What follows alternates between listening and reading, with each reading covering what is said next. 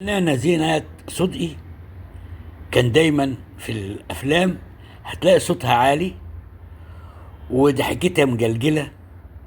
ملامحها ما كانتش بتشبه حد.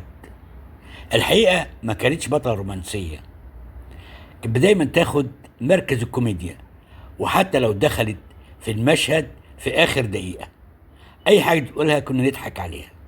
لعبت أدوار كتيرة: العانس، الخادمة، الحماة، الست بنت البلد اللي لسانها بيوجع. عايز اقول لك بس على حاجه، ان زينات صدقي ما كانتش بتحلم بالكوميديا، كانت عايزه تبقى مطربه. هي اتولدت في اسكندريه وكان اسمها زينب محمد سعد، واسرتها كانت محافظه جدا، لكن هي هربت وراحت الى فرقه بديعه مصبني وانتقلت الى المسرح، وهناك شافها يوسف وهبي واكتشف فيها موهبه فريده. عطاها دور خادمه صعيديه في مسرحيه الدنيا جرى فيها ايه، لفتت الانظار، ومن هنا بقى بدأت تعمل مع كبار الفنانين زي اسماعيل ياسين وعبد الفتاح الأسري وشادية وهند رستم وعبد الحليم حافظ. ما كانتش بتلعب دور البطولة، لا، كان دايما دورها يعني كوميدي في أفلام ابن حميد والأنسة حنفي وبنات حواء واسماعيل ياسين في البوليس وحماد القنبلة الذرية وبنات اليوم.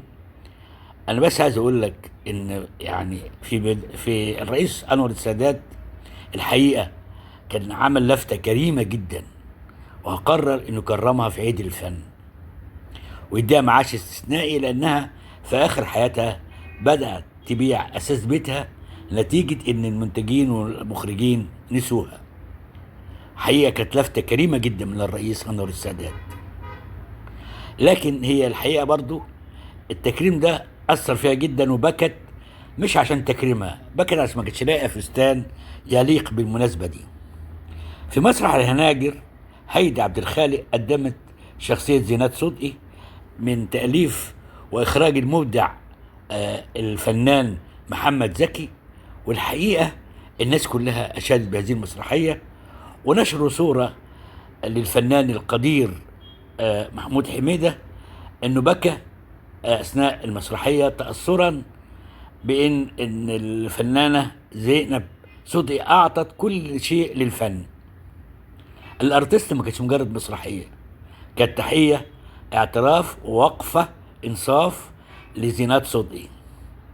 زينات صدقي ما كانتش مجرد صفحه في كتاب السينما، لا، مرآة لفنانين وفنانات عاشوا من اجل الفن.